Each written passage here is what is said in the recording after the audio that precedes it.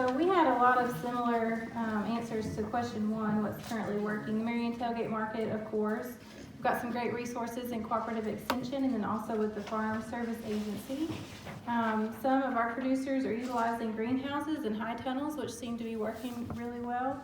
And the climate here provides a longer growing season most of the time, although we acknowledge there's been a lot of rain this year. But that can create opportunities for putting food into the market earlier and later in the season than maybe some of the surrounding areas. Is there interest in growing farmers' current sales and profit? If so, what are the barriers? Food processing, need more growers. Some of the current producers are at capacity, so there's need more growers. Specialty crops could be grown, and land availability and resources.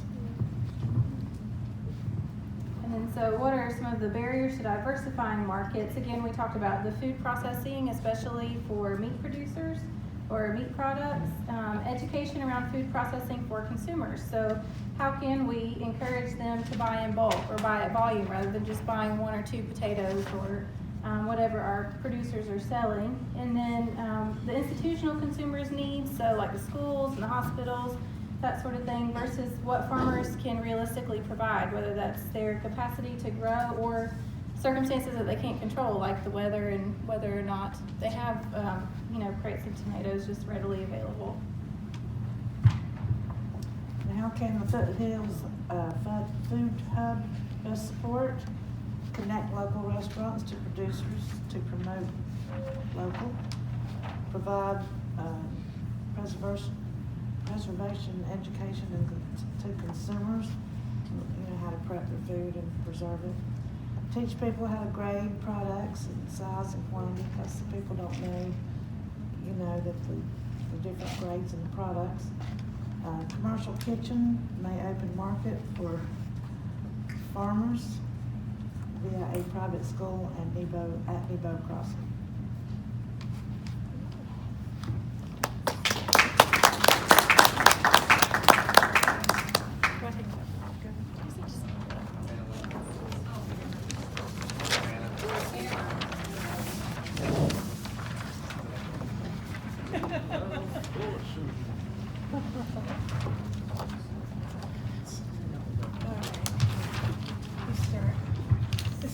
I can read Heather's writing, but I'm not sure I can read yours. I'm not going to ask anybody to read my handwriting without a degree in linguistics and a Rosetta Stone. So I was hanging out with the Spears and the Fairchilds, aka the troublesome bee crew in the corner over there. And so we had a lot of beekeeper-specific pieces, but also they all both grow other things, produce, raise chickens and other kind of poultry. And so things that are working for beekeepers in particular, there's a great bee club in the county. We're 100 members. And the Bee Club and Extension established a community honey house for honey processing with kind of professional level equipment. How many years ago was that? About 10. About 10 years ago. That's been working really well. A lot of usage of that thing, and every day in the summertime is full. WNC Ag Option grants are working really well as well. At least one beekeeper kind of gets one of those grants every single year, it sounds like. For example, the Spears, they've got a honey store on their farm that's able to stay open a lot longer because of actually having conditioned space, air conditioning and heat versus just whatever the season brings. And then Micahtown Brewing is a cool collaboration with White House Beef and Dairy, where they give their spent grain to White House, which then converts that into beef via the natural processes of cows, and they sell that beef out of the dairy itself. And so there's just some cool Out of the brewery. The brewery. Even more fun. Even better. So kind of cool ways to go some full circle there. In terms of what is kind of barriers and opportunities, kind of just ended up kind of doing that flow from barrier to opportunity on the chart here. In terms of poultry and scaling up poultry, the feed costs are so high that usually by the time you get done raising a bird for meat, there's not much in the way of margin on the end of it. So there's ways to decrease feed costs through bulk buying and cooperative buying. A lot of interest there. Of course, the flip side of that is that if you have a lot of poultry feed on your farm, you'll have an excessive rat problem unless you're dialed in on your pest control. And so a space that is got good pest control and bulk storage for feed and some cooperative buying will be a really powerful opportunity for the hub. People want to grow veggies year round, but the combination of deer and also just financing for things like hoop houses is a big issue. So obviously I know that there's people at Extension and our partner agencies know about financing options for hoop houses and for other season extension infrastructure.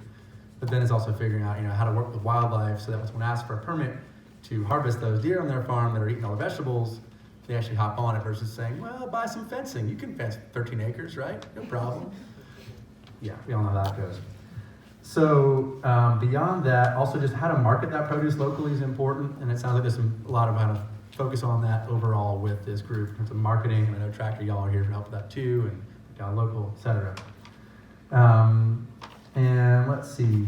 One couple of things. And also in general storage, other fees, like there's feed for bees as well that's needed. So just bulk buying and storage of that feed too. Just lots of things for that bulk buying and storage are pretty key. And then kitchen for infused honey and other value-added products. So yeah, that list was pretty clear. If you want to read the list up, that's probably legible at least. You want to go for that one? Okay, and this is probably just repeats. The kitchen for value-added products is really key for us, as well as some of the farmers that I spoke to before we came who couldn't be here tonight.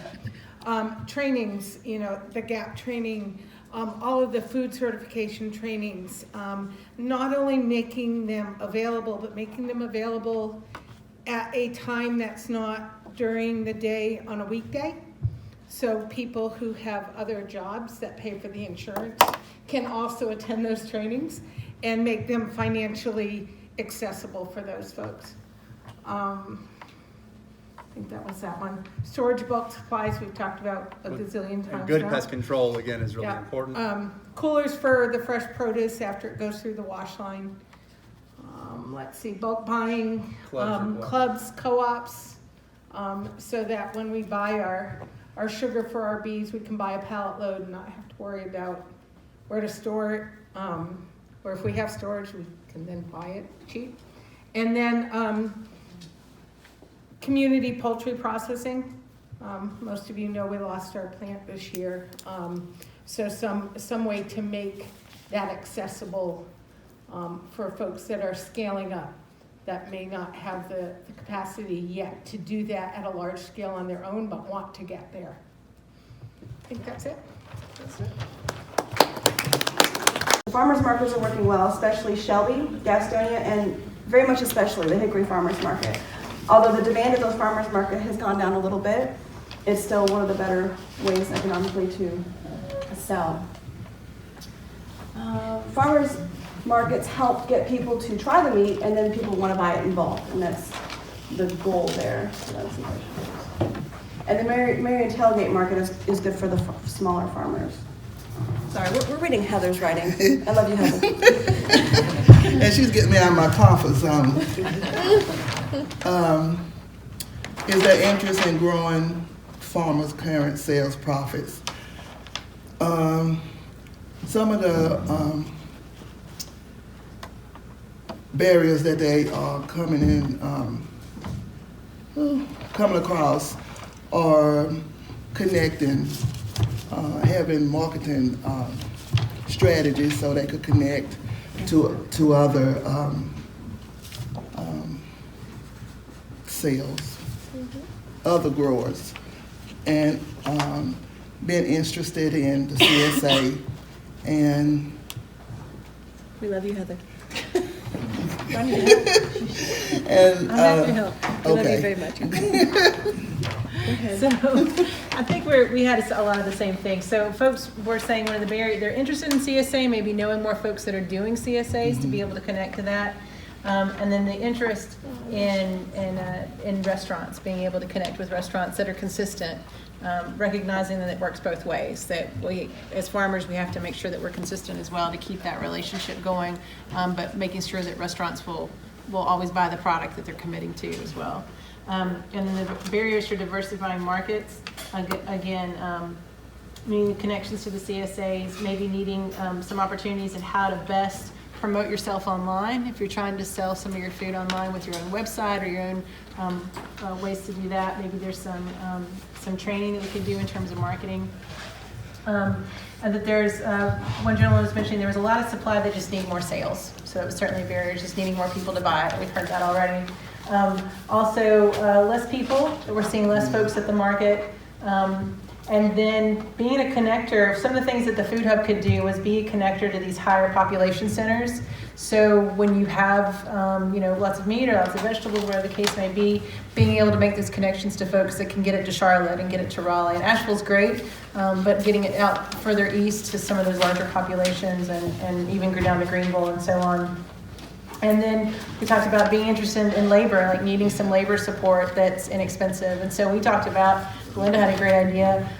We have some folks that maybe are looking for opportunities, summer community service and things along those lines that maybe we can connect us with farmers. So we can get folks out there helping farmers that can't really afford to scale up right now because it's going to take labor to help do that, and that's expensive. The challenge is working with chefs and the pricing structure there. And getting the meat handler's license was one of the things that's working that allows farmers to, after slaughter and light processing, they can sell themselves instead of going through a middleman. Can you read my writing? Sorry. I think so. We talked a lot about what is not working or the drawbacks, and we came up with financing for equipment is a big thing for farmers, and farm availability of farmland, which was mentioned by the other table. Scaling up is a challenge because of the financing. And then finding the buyers if you do scale up. What else did I have down there? Many small producers are competing with each Oh, other. yes. One of the things is there's a lot of small producers that aren't in it for the, they're just in it for the social aspect, maybe coming to the tailgate market or whatever, and it hampers the farmer trying to make a living. And then the barriers for diversifying over here is access to specialty equipment because of the financing, educating consumers on something that we might want to diversify into, and the farmer knowledge of potential the market, finding markets if we want to do something unusual like, I don't know, mushrooms. How do you find buyers for mushrooms or whatever? I'll bring it home here. And the last one, how can the Hub help? Finding buyers for the farmers was the number one thing. Hub being GAP certified keeps farmers from having to test water on site and do certain certification processes. And lastly, contract buying described as the holy grail of knowing what you need to produce and knowing that when you bring that stuff to harvest that it's going to be purchased. Our table is all from Crooked Creek, and we love the idea of the hub, but unless they're going to be able to move our product, it would not be worth driving down there to utilize because it'd take longer to drive down there, use the wash line, and then find a buyer. So that might be a drawback. So we really would like to emphasize them working on contracts and buyers. Thank you.